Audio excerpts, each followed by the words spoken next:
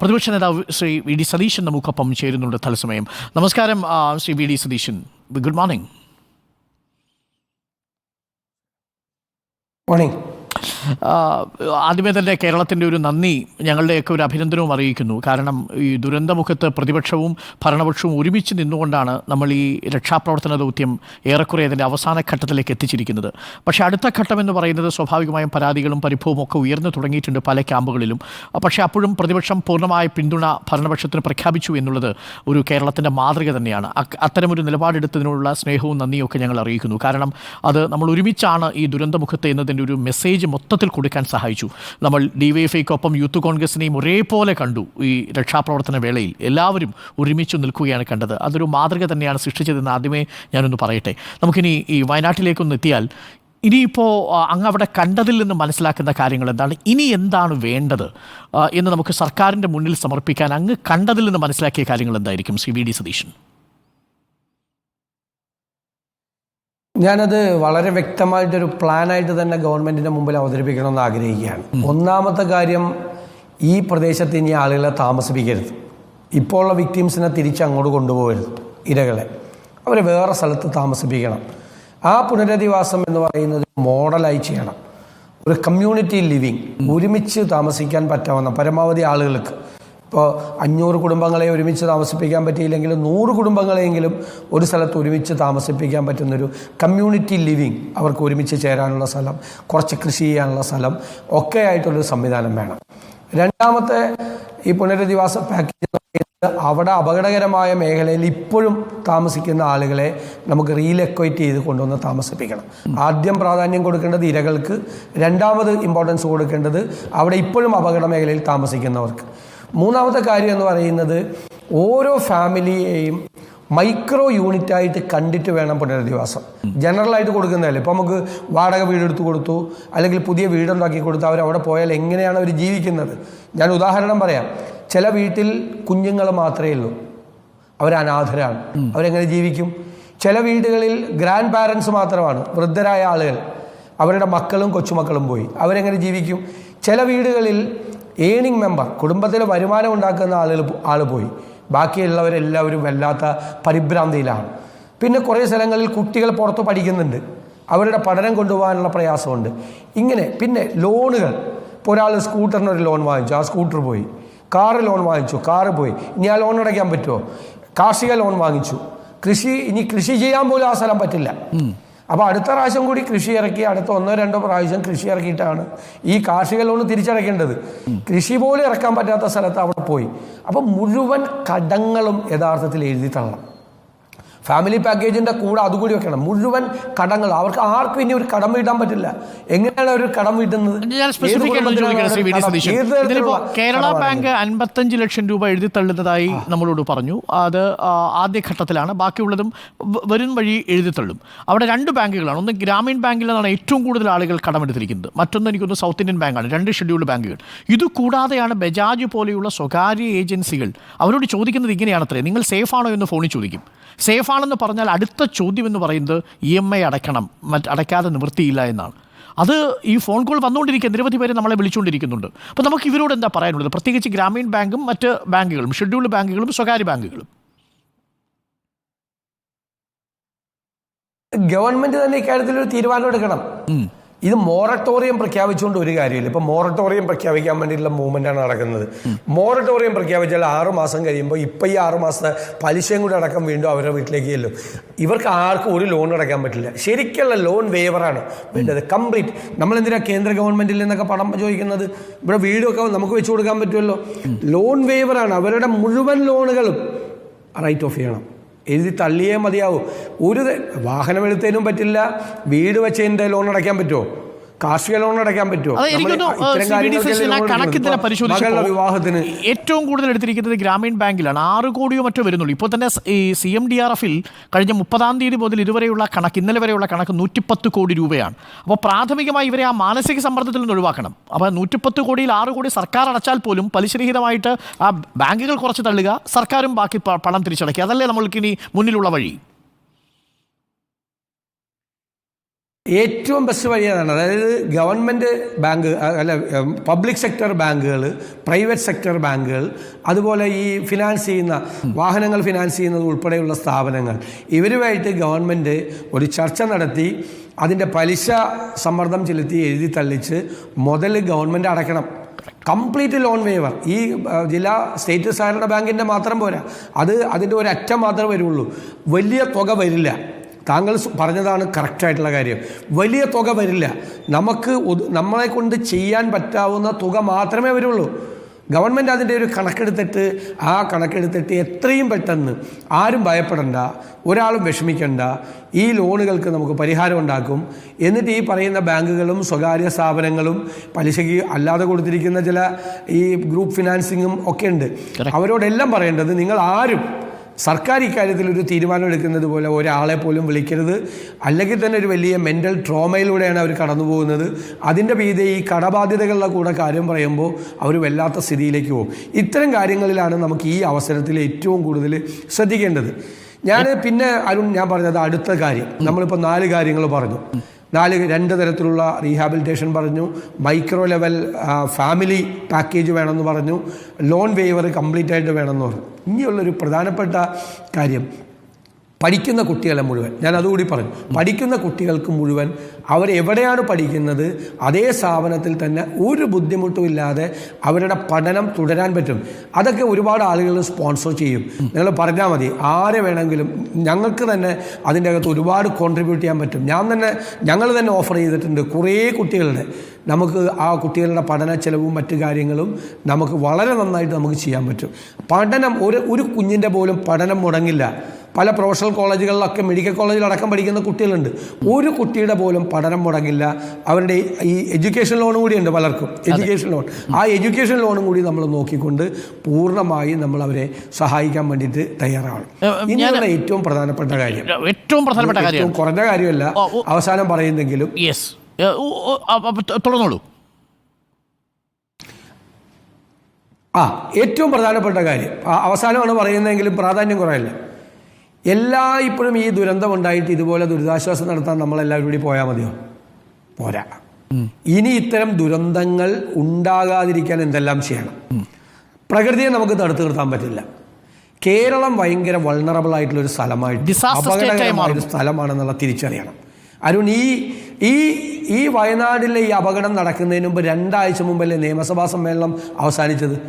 ആ നിയമസഭാ സമ്മേളനത്തിൽ പ്രതിപക്ഷത്തിൽ ഇരുന്നുകൊണ്ട് ഞാൻ ഗവൺമെൻറ്റിനോട് പറഞ്ഞു, നിങ്ങൾ ക്ലൈമറ്റ് ചേഞ്ച് എന്ന് പറയുന്ന വസ്തുതയെ നിങ്ങൾ കാണാതെ പോവുകയാണ്. നിങ്ങളതിനെ അഡ്രസ്സ് ചെയ്യുന്നില്ല. അതിന് വലിയ വില കൊടുക്കേണ്ടി വരും. ഇനി നമ്മളെടുക്കുന്ന എല്ലാ നയരൂപീകരണത്തിലും, നമ്മളെടുക്കുന്ന മുഴുവൻ വികസന പദ്ധതികളിലെയും പ്രധാനപ്പെട്ട ഘടകം ഈ ക്ലൈമറ്റ് ചേഞ്ച് ആകണം എന്ന് പറഞ്ഞു. 2021 IPCCയുടെ റിപ്പോർട്ടും നാസ അനാലിസിസും അസംബ്ലിയിൽ കൊണ്ടുവന്ന് ലാൻഡ് സ്ലൈഡ് നടത്തുന്ന സ്ഥലങ്ങൾ മുഴുവൻ പ്രോൺ ഏരിയ മാപ്പിംഗ് നടത്തണം എന്ന് ആവശ്യപ്പെട്ടവരാണ് ഞങ്ങൾ. കഴിഞ്ഞ 3 വർഷമായി ക്ലൈമറ്റ് ചേഞ്ച് വരുന്ന അപകടങ്ങളെക്കുറിച്ച് കൃത്യമായ മുന്നറിയിപ്പ് കൊടുത്തിരുന്ന ആളുകളാണ് ഞങ്ങൾ. അതുകൊണ്ട് പറയുകയാണ്, ഒരു വാർണിംഗ് സിസ്റ്റം വേണം. ഞാൻ അരുണിനോട് പറയാം, 1978 ഒറീസയിൽ ഒരു വലിയ ചുഴലിക്കൊടുങ്കാറ്റുണ്ടായി. 1.5 ലക്ഷം പേര് മരിച്ചെന്നാണ് പറയുന്നത്. എൻ്റെ കണക്ക് 5 ലക്ഷം പേരെങ്കിലും അന്ന് മരിച്ചതാണ്. ഔദ്യോഗിക കണക്ക് 1.5 ലക്ഷം പേരാണ്. സാധാരണക്കാരോ ഒരു അഡ്രസ്സും ഇല്ലാത്ത പാവങ്ങളാണ് ഒഴുകിപ്പോയത്. പക്ഷേ 3-4 വർഷം മുമ്പ് ഒറീസയിൽ അതിനേക്കാൾ ഭീകരമായ ഒരു ചുഴലിക്കൊടുങ്കാറ്റുണ്ടായി. മരിച്ചവരുടെ എണ്ണം 2 പേരാണ് മരിച്ചത്.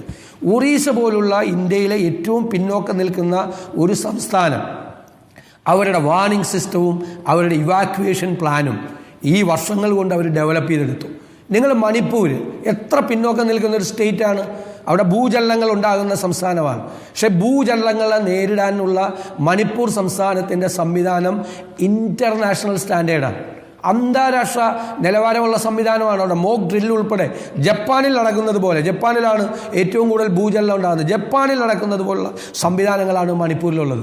ഒറീസയ്ക്കും മണിപ്പൂരിനും ആകാംക്ഷയും ഏറ്റവും അപകടത്തിൽ ഇന്ന് ഇന്ത്യയിൽ നിൽക്കുന്ന സംസ്ഥാനങ്ങളിൽ മുൻനിരയിൽ നിൽക്കുന്ന ഒരു സംസ്ഥാനമാണ് കേരളം.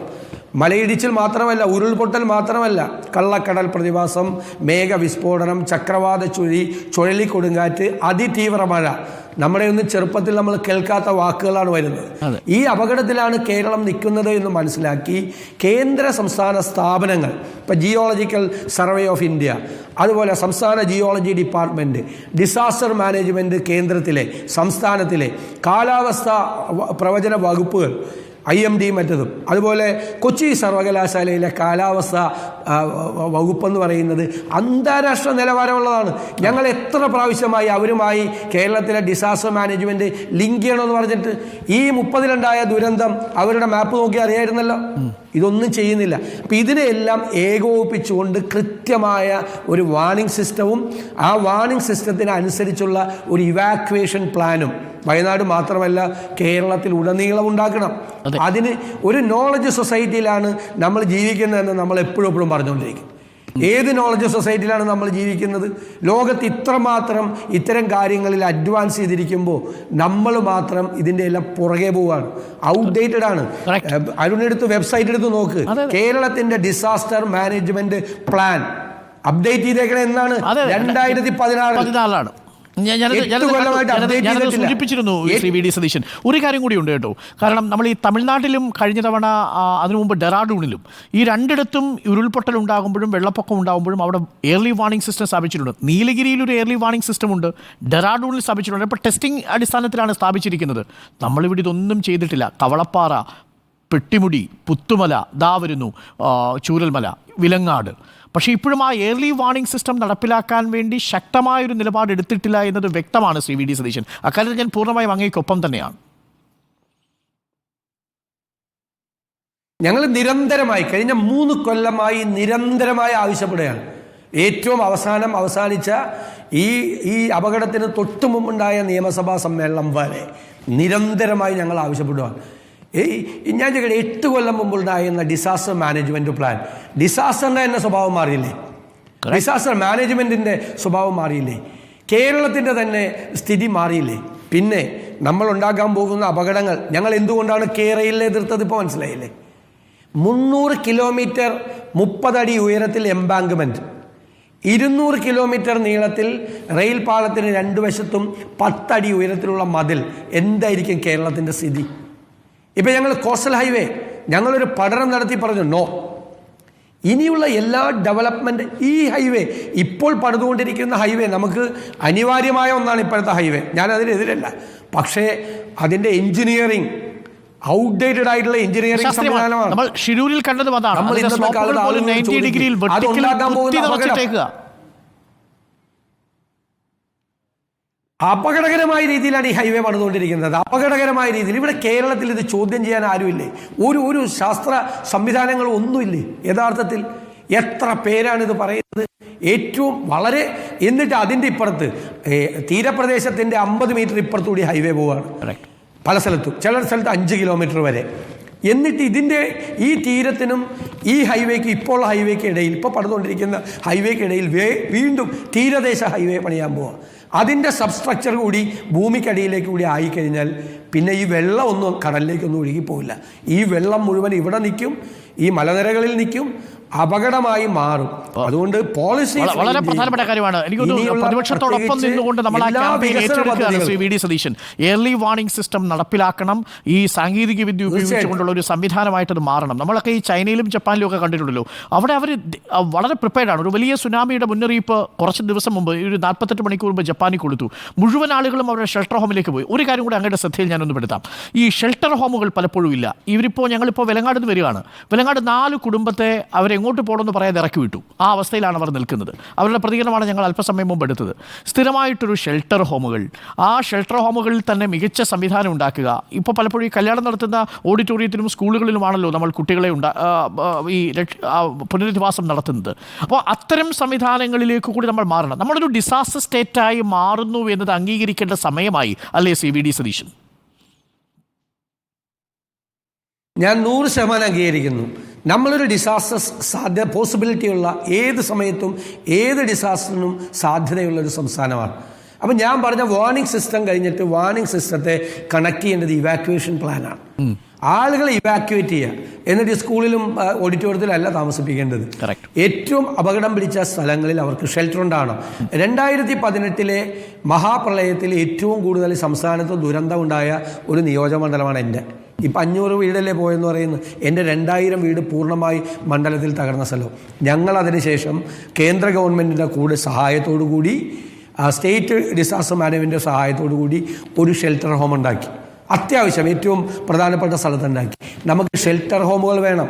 ഈ ഷെൽട്ടർ ഹോമുകൾ ഡിസാസ്റ്റർ ഇല്ലാത്ത സമയത്ത് അത് വെറുതെ കിടക്കണ്ട, അത് ഈ ലോക്കൽ ബോഡികൾക്ക് അത് വാടകയ്ക്ക് കൊടുക്കുക, കല്യാണങ്ങൾക്ക് വാടകയ്ക്ക് കൊടുക്കാം, മറ്റു കാര്യങ്ങൾക്ക് വാടകയ്ക്ക് കൊടുക്കാം. പക്ഷേ സീസൺ ആകുമ്പോൾ വാടകയ്ക്കൊന്നും കൊടുക്കാതെ അപകടത്തിലുള്ള സാധ്യതകൾ ഉള്ള സമയത്ത് ശ്രദ്ധിച്ചത് മെയിൻറ്റെയിൻ ചെയ്ത് കൃത്യമായിട്ട് വയ്ക്കുക. ഒരു വേസ്റ്റ് ആയിട്ടുള്ള ഒരു ഇൻവെസ്റ്റ്മെൻ്റ് ആയിരിക്കില്ല, ഒരു ഡെഡ് ഇൻവെസ്റ്റ്മെൻ്റ് ആയിരിക്കില്ല. ലോക്കൽ ബോഡിക്ക് വരുമാനം കൂടി ഉണ്ടാക്കാവുന്ന തരത്തിൽ ഉള്ള ഷെൽട്ടർ ഹോമുകൾ ഉണ്ടാക്കാം. ഇതും ഞങ്ങൾ മുമ്പോട്ട് വെച്ചിരുന്ന ഒരു സജഷനാണ്. തീർച്ചയായിട്ടും സ്കൂളിൽ നിന്ന് ഇറക്കി വിട്ടാൽ അവരെങ്ങോട്ട് പോകും? പല സ്ഥലത്തും വാടക വീട് പോലും കിട്ടാനില്ല. ഇനി 2 സ്പെസിഫിക് ആയ കാര്യങ്ങൾ കൂടി. അതിലിപ്പോൾ ഞങ്ങളിപ്പോൾ സംസാരിച്ച മാത്യു മാഷിൻ്റെ മകൻ ഇപ്പോൾ നമ്മളോട് പറഞ്ഞത് മാത്യു മാഷിൻ്റെ കുടുംബത്തിനൊരു ജോലി വേണം, അതിന് പ്രതിപക്ഷം അതിനകത്ത് ഇടപെടുമോ എന്നൊരു ചോദ്യം ചോദിച്ചിട്ടുള്ളതായിട്ട് ഞങ്ങളുടെ റിപ്പോർട്ടർ ഇപ്പോൾ എനിക്കൊരു മെസ്സേജ് അയച്ചു. അദ്ദേഹം അവരുമായി സംസാരിച്ചുകൊണ്ടിരിക്കുകയാണ്. കാര്യം ആ മാത്യു മാഷിന്റെ ജീവൻ നഷ്ടപ്പെട്ടു. ഞാനിപ്പോൾ താങ്കളോട് പറയാൻ ആഗ്രഹിക്കുന്നത്, നമ്മൾ ഇതുവരെ സംസാരിച്ചത് വയനാടിനെ കുറിച്ചാണ്. അതെ, ഇതിൻ്റെ ഇടയിൽ വിലങ്ങാട് കാണാതെ പോയി. ഞാൻ റിപ്പോർട്ടർ TV അഭിനന്ദിക്കുകയാണ്. കാരണം നിങ്ങൾ ഇന്ന് വിലങ്ങാട് ഇന്ന് ടേക്കപ്പ് ചെയ്തിരിക്കുകയാണ്. വിലങ്ങാട് ഞാൻ അവിടെ പോയതാണ്.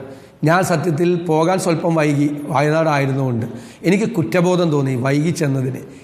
24 ലാൻഡ് സ്ലൈഡുകൾ അവിടെ ഉണ്ടായി എന്നാണ് ഔദ്യോഗിക റിപ്പോർട്ട്. ആ ജനങ്ങൾ പറയുന്നത് 40 ലാൻഡ് സ്ലൈഡുകൾ ഉണ്ടായെന്നാണ്, മലയിടിച്ചിലുണ്ട്. ഒരാൾ മാത്രമേ മരിച്ചുള്ളൂ, മാത്യു മാഷ് മാത്രം. ഞാൻ അദ്ദേഹത്തിൻ്റെ വീട്ടിൽ പോയിരുന്നു. അവിടെ ഉണ്ടായിരിക്കുന്ന നാശനഷ്ടം എന്താ? 350 ഹെക്ടർ സ്ഥലത്തെ കൃഷി കംപ്ലീറ്റ് നശിച്ചു. കൃഷിയാണ് അവരുടെ ഉപജീവനം. നിങ്ങൾ പറഞ്ഞതുപോലെ 116 ഹെക്ടർ സ്ഥലത്ത് ഇനി കൃഷി ചെയ്യാനേ പറ്റൂല. 7ഓളം പാലങ്ങൾ തകർന്നു, നിരവധി എല്ലാ റോഡുകളും തകർന്നു, കംപ്ലീറ്റ് റോഡുകൾ 23 റോഡുകൾ തകർന്നു, കുടിവെള്ള പദ്ധതികൾ തകർന്നു, കൃഷി മുഴുവൻ പോയി, വീടുകൾ തകർന്നു. ഇനി വാസയോഗ്യമല്ലാത്ത വീടുകൾ 100നും 150നും ഇടയിലുണ്ട്. അപ്പോൾ വിലങ്ങാടിന് ഇതുപോലെ തന്നെയുള്ളൊരു പ്രത്യേക പാക്കേജ്, മാത്യു മാഷിൻ്റെ കുടുംബത്തിലൊരാൾക്ക് ജോലി കൊടുക്കുന്നതുൾപ്പെടെയുള്ള ഒരു വിലങ്ങാട് പാക്കേജ് നടപ്പാക്കണം എന്ന് ആവശ്യപ്പെട്ടുകൊണ്ട് ഞാൻ ഇന്ന് ബഹുമാനപ്പെട്ട മുഖ്യമന്ത്രിയെ കാണുന്നുണ്ട്. മുഖ്യമന്ത്രിയെ കാണുമ്പോൾ അത് സംബന്ധിച്ചുള്ള വിശദമായ പാക്കേജ് നടപ്പാക്കണം. വളരെ പ്രധാനപ്പെട്ട കാര്യമാണ്. വിലങ്ങാട്ടിലെ മനുഷ്യർക്കൊരു അങ്ങയുടെ ഈ ആവശ്യം അത് കേരളത്തിന്റെ ആവശ്യമായിട്ട് സർക്കാർ പരിഗണിക്കണം. പ്രതിപക്ഷ നേതാവ് മുന്നോട്ട് വെച്ചിരിക്കുന്ന കാര്യം അവിടുത്തെ ജനങ്ങളുടെ നോവാണ്. നമ്മൾ ചൂരൽമലയുടെ ഇടയിൽ ഈ വിലങ്ങാട്ടെ മനുഷ്യരുടെ വിതുമ്പൽ കാണാതെ പോയി. CVD സതീശൻ, ഒരു കാര്യം കൂടി എനിക്ക് അങ്ങോട്ട് സൂചിപ്പിക്കാനുണ്ട്. അത് അല്പസമയം മുമ്പ് മിനിസ്റ്റർ കെ രാജൻ ഉറപ്പ് നൽകി. കാര്യം ഈ അടിയന്തര ധനസഹായം എന്നുള്ളത് ഞങ്ങൾ ആദ്യ ദിവസം ക്യാമ്പിൽ ചെല്ലുമ്പോൾ മുതൽ ഒരു 4-5 ദിവസം കഴിഞ്ഞപ്പോൾ ചുറ്റുവട്ടത്തുള്ള ആളുകളൊക്കെ പറഞ്ഞുകൊണ്ടിരുന്നതാണ്. അപ്പോൾ സർക്കാർ പാസ്സാക്കി, പക്ഷേ ഇതുവരെയും അവരുടെ കൈകളിലേക്ക് അത് എത്തിയിട്ടില്ല. നമ്മൾ ഈ സമയത്ത് കുറ്റം പറയുന്നത് ശരിയല്ലെങ്കിൽ പോലും, പക്ഷേ ഇനി അങ്ങോട്ട് വൈകുന്നത് അവരിലുണ്ടാക്കുന്ന മാനസിക സമ്മർദ്ദം ചെറുതായിരിക്കില്ലല്ലോ. കാര്യം ഒന്ന് പുറത്തേക്ക് ഇറങ്ങി, cigarette smoking is injurious to health ആണെങ്കിൽ പോലും ഒരു സിഗരറ്റ് വലിക്കാൻ, ഒരു ചായ കുടിക്കാൻ പുറത്തേക്ക് ഇറങ്ങിയാൽ എല്ലാം ക്യാമ്പിലുണ്ട്, സമ്മതിച്ചു. പക്ഷേ അവരുടെ കയ്യിൽ കൊടുക്കേണ്ട പണം എത്രയും പെട്ടെന്ന് എത്തിക്കണം. അതിന് ഈ റെട്ടേപ്പിസം തടസ്സമാവരുത്. അല്ല, അത് തടസ്സമാകാൻ പാടില്ല. ചുവപ്പ് നാട തടസ്സം ആകാൻ പാടില്ല. എത്രയും പെട്ടെന്ന് എനിക്ക് തോന്നുന്നത് ഗവൺമെൻറ് തന്നെ ജില്ലാ കളക്ടറുടെ അക്കൗണ്ടിലേക്ക് സാധാരണ ഇത്തരം സിറ്റുവേഷൻ വരുമ്പോൾ വലിയൊരു എമൗണ്ട് ട്രാൻസ്ഫർ ചെയ്യുന്നതാണ്. എമർജൻസി ആയിട്ട് എമൗണ്ട് ട്രാൻസ്ഫർ ചെയ്യുന്ന ഒരു സിസ്റ്റം ഉണ്ട്. ഡിസാസ്റ്റർ വരുമ്പോൾ ഇതുപോലത്തെ അത്യാവശ്യ ഘട്ടങ്ങൾ, എമർജൻസി ഘട്ടങ്ങളിൽ ജില്ലാ കളക്ടറുടെ അക്കൗണ്ടിലേക്ക് പണം ട്രാൻസ്ഫർ ചെയ്ത് അവിടെ ഈ പണം കൊടുക്കാൻ വേണ്ടിയിട്ടുള്ള സംവിധാനം ചെയ്യണം. ഈ പൈസ വന്നിട്ടുണ്ടല്ലോ CMDRFലേക്ക്, അതിലൊരു തുക ഏറ്റവും പ്രധാനപ്പെട്ടതിൽ അത്യാവശ്യം പണം വേണം. മാത്രമല്ല ആളുകൾ വാടക വീട്ടിലേക്ക് മാറ്റം തുടങ്ങി. അതെ, വാടക വീട്ടിൽ ചെല്ലുമ്പോൾ എന്താണ് ഉള്ളത് കയ്യിൽ? കയ്യും വീശിയല്ലേ പോകുന്നത്. അതെ, അടുപ്പ് കൂട്ടണ്ടേ, ഇരിക്കണ്ടേ, എന്തെങ്കിലും ചെയ്യണ്ടേ, എവിടെയെങ്കിലും ഇരിക്കണ്ടേ, കിടക്കണ്ടേ, ഒരു കട്ടിൽ വേണ്ടേ, പ്രായമുള്ള ആളുകളില്ലേ, കുഞ്ഞുങ്ങളില്ലേ, ഒന്നും കയ്യിലില്ലാതെയാണ് പോകുന്നത്. ഒന്നും കയ്യിലില്ലാതെ കൈ വീശിയാണ് പോകുന്നത്. അവർക്ക് പോലും, ഈ വാടക വീട്ടിലേക്ക് മാറുന്നവർക്ക് പോലും പലർക്കും ബന്ധുക്കൾ പോലും ഇല്ല. ഇനി ഒരാളോട് കടം ചോദിക്കാൻ പോലും പണമില്ല. അപ്പോൾ ഏറ്റവും അടിയന്തര പ്രാധാന്യം കൊടുത്ത് ഞാൻ കരുതുന്നു ഗവൺമെൻറ് ഇന്ന് തന്നെ ഈ പണം ട്രാൻസ്ഫർ ചെയ്ത് നാളെ വൈകുന്നേരത്തിന് മുമ്പായിട്ട് എല്ലാവരുടെയും കൈകളിൽ ഈ പണം എത്തിക്കാനുള്ള നടപടികൾ സ്വീകരിക്കണം. ഫസ്റ്റ് പ്രയോറിറ്റി, ഒന്നാമത്തെ മുൻഗണന അതിന് കൊടുക്കണം. Thank you Shri V D Satheesan. അങ്ങ് പറഞ്ഞ എല്ലാ കാര്യങ്ങളും വളരെ പ്രസക്തമാണ്. സർക്കാർ ഇത് പരിഗണിക്കും. അങ്ങ് പറഞ്ഞ കാര്യങ്ങൾക്കൊപ്പം തന്നെ റിപ്പോർട്ടറിൻ്റെ വാർത്താ സംഘവുമുണ്ട്. തീർച്ചയായും നിങ്ങൾ ഒരുമിച്ച് സർക്കാരും പ്രതിപക്ഷവും ഈ ദുരന്തമുഖത്ത് കാണിച്ച ഐക്യത്തെയും ഒരിക്കൽ കൂടി ഞാൻ അഭിനന്ദിക്കുകയാണ്. ഉത്തരവാദിത്വമുള്ള പ്രതിപക്ഷം എന്ന നിലയിൽ കാണിച്ച രക്ഷാപ്രവർത്തന ദൗത്യത്തിൽ നിങ്ങൾ കാണിച്ച പങ്കാളിത്തം, ദുരന്ത നിവാരണത്തിൻ്റെ കാര്യത്തിൽ ഇടപെടുക്കുന്ന താല്പര്യങ്ങൾ അഭിനന്ദിക്കുക കൂടി ചെയ്യുന്നു. നന്ദി Shri V D Satheesan. Thanks a lot. പ്രതിപക്ഷ നേതാവ് ശ്രീ വി ഡി സതീശനാണ് നമ്മളോട് വളരെ കാര്യമാത്രം പ്രസക്തമായ കാര്യങ്ങൾ സൂചിപ്പിച്ചത്. അതിലേറ്റവും പ്രധാനപ്പെട്ടത് അടിയന്തരമായി ശ്രദ്ധ വേണ്ടത് ഒന്ന് വിലങ്ങാട് പാക്കേജ്. ആ വിലങ്ങാട് പാക്കേജിൽ മാത്യുമാഷിൻ്റെ മകന് ജോലി അടക്കമുള്ള കാര്യങ്ങൾ ഉണ്ടാവണം. രണ്ടാമത്തെ ഏറ്റവും പ്രധാനപ്പെട്ട കാര്യങ്ങളിലൊന്ന് നേരത്തെ സൂചിപ്പിച്ചതുപോലെ അടിയന്തരമായിട്ടുള്ള ധനസഹായം ഇന്ന് വൈകുന്നേരത്തിനുള്ളിൽ തന്നെ പരമാവധി അക്കൗണ്ടുകളിലേക്ക് മാറ്റുക. നാളെ വൈകുന്നേരത്തിന് മുമ്പ് അത് പൂർത്തിയാക്കിയിരിക്കണം. വാടക വീട്ടിലേക്കോ ബന്ധുവീടുകളിലേക്കോ അവർ ക്യാമ്പിൽ നിന്ന് പോകുമ്പോൾ കൈ വീശി പോകരുത്. അവരുടെ കയ്യിൽ അത്യാവശ്യം അവർക്ക് ആത്മവിശ്വാസം നൽകുന്നൊരു പണം ഉണ്ടാവണം. അത് കൊടുക്കേണ്ടത് സർക്കാരിൻ്റെ ബാധ്യതയാണ്. അതിനുവേണ്ടിയാണ് സർക്കാരിൻ്റെ ഫണ്ടിലേക്ക് നമ്മളടക്കം എല്ലാവരും പണം നിക്ഷേപിച്ചിരിക്കുന്നത്. ഇനി അതിലൊരു ഡിലേയും ഉണ്ടാവാൻ പാടില്ല. അത് വളരെ കൃത്യമായി കോർഡിനേറ്റ് ചെയ്ത് തന്നെ മുന്നോട്ട് പോകണം. അതിന് കുറച്ചധികം ഉദ്യോഗസ്ഥരെ വിന്യസിച്ചാലും കുഴപ്പമില്ല. കാര്യം ഈ കാര്യങ്ങൾ അവരുടെ കൈകളിൽ എത്തുന്നുണ്ട് എന്നത് നമ്മൾ ഉറപ്പുവരുത്തണം എന്നുള്ളതാണ്.